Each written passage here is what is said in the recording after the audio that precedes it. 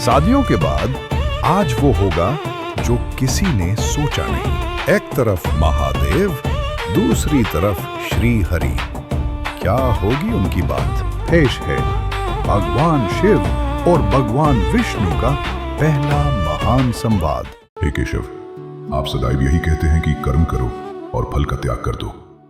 क्या आप मुझे इसका असली मतलब समझा सकते हैं? आप कोई भी कार्य ले लीजिए, चाहे वह कोई खेल हो या जीवन का कोई भी उद्यम। अगर आपकी सारी सोच सिर्फ उस काम के नतीजे पर लगी रहेगी तो आपका ध्यान काम से धीरे धीरे हटता जाएगा। यदि आपकी समस्त चिंता केवल उस कर्म के परिणाम पर टिकी रहेगी तो आपका ध्यान स्वयं कर्म से हटता जाएगा।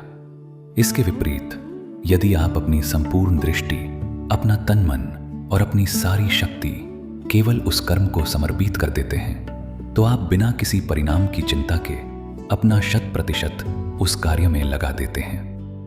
आपने बिल्कुल ठीक कहा। अगर हमें कोई काम करना है और अगर हमारा ध्यान काम की प्रक्रिया पर नहीं है तो गलतियां होने की संभावना है। साथ ही परिणाम का दबाव मस्तिष्क को स्पष्ट सोचने नहीं देता।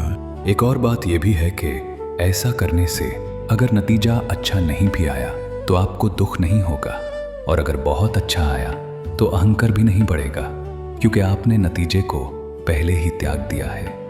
हमें बस इतना सोचना है कि अच्छे काम करते रहें, नतीजा जो भी हो, क्योंकि फल किसी के भी हाथ में नहीं होता।